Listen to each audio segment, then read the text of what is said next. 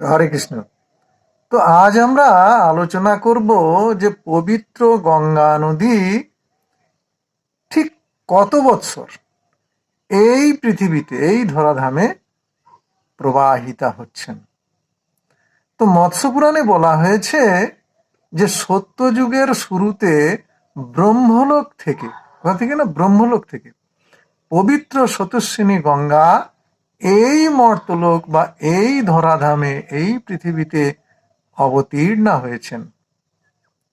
তো এখন আমরা হিসাব করে দেখব যে ঠিক কত বৎসর পবিত্র গঙ্গা নদী এই পৃথিবীতে প্রবাহিতা হচ্ছেন। তো কলিযুগের আয়ু 4,32,000 বছর, দাপর যুগের আয়ু কলিযুগের আয়ুর দ্বিগুণ, ত্রেতা যুগের আয়ু কলিযুগের আয়ুর 3 গুণ, আর সত্যযুগের আয়ু কলিযুগের আয়ুর 4 গুণ। তাহলে দাপরের 2 গুণ, ত্রেতার 3 গুণ এবং সত্যযুগের 4 গুণ, এই মোট হলো 9 গুণ। আর কলিযুগ অতিবাহিত হয়েছে, যদি আমরা রাউন্ড ফিগারে ধরি, তাহলে প্রায় 5,500 বছর।